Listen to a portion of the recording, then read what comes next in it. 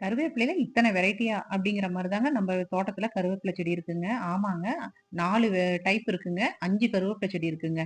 ஒண்ணொண்ணு ஒரு மாதிரி இருக்குங்க. வாசனையும் நல்லா இருக்குங்க. நம்ம அதெல்லாம் என்ன பார்க்கறதுக்கு கொஞ்சம் தாங்க டிஃபரன்ஸ் வேற மாரி இருக்கும். நம்ம அந்த செடி ஒண்ணொண்ணையும் நம்ம பார்க்கலாங்களாங்க. இப்ப நம்ம பார்க்கறது நம்ம நார்மலா எல்லா இடத்துலயுமே இருக்கிற கருவேப்பில தாங்க. இது வந்து நல்லா ஹைட்டா போயிடுச்சுங்க செடி. இதுல பழங்கள் வந்து நெறைய விட்டுருக்கு. இதுதாங்க பழம். கீழ வந்து கருவேப்பில செடிய பொறுத்தவரைக்கும் கீழயே நெறைய விதைகள் விழுந்து விழுந்து அது வேர்லயும் முளைச்சிருங்க. விதைகள் விழுந்தும் நெறைய முளைச்சிரும். ஆனா நம்ம கருவேப்பில மட்டுமே நம்மளுக்கு சத்து இல்லைங்க. இந்த கருவேப்பில பழமும் கூட நல்ல சத்து தாங்க. இதுலயுமே நெறைய கிரேவி எல்லாம் செய்றாங்கங்க. நாங்க இன்னும் செஞ்சதில்ல. ஆனா கருவேப்பிலையில நாங்க நெறைய சட்னி எல்லாம் நெறைய செய்வோங்க.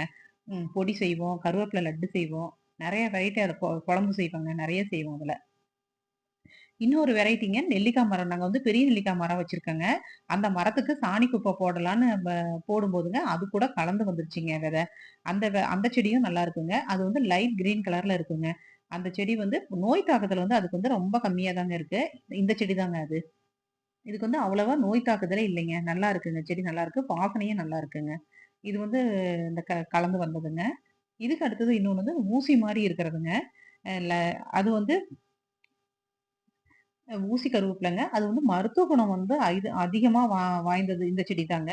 ரொம்ப மருத்துவ குணம் வாய்ந்ததுன்னு சொல்றாங்கங்க. ஆனா கொஞ்சம் வந்து கசப்பு தன்மையோட இருக்குங்க. இது வந்து கொஞ்சம் பார்க்கறதுக்கு காம்புகளும் சிகப்பா தாங்க இருக்கும். இது வந்து நல்லா இருக்குங்க. இது வந்து நாங்க இதுவும் யூஸ் பண்ணிக்குவோம். நம்ம எல்லா வெரைட்டியுமே இதுலயுமே நாங்க செய்வோங்க. நல்லா தாங்க இருக்கும். ஒரு சிலருக்கு இது வந்து பிடிக்காது அப்படின்னு சொல்லுவாங்க. இன்னும் அடுத்து வந்து இன்னும் 2 செங்காம கருவேப்பில செடிங்க இருக்குதுங்க. அது 2யும் நான் ஃபோட்டோ எடுக்காம விட்டுட்டேன். இன்னொரு டைம் எடுத்து அத நான் காமிக்கிறேங்க. கருவேப்பில தானே அப்படின்னு சொல்லி தூக்கிலாம் போட்றாதீங்க. அது அவ்ளோ உடம்புக்கு நல்லதுங்க. அப்படியே சப்ஸ்கிரைப் பண்ணிடுங்க.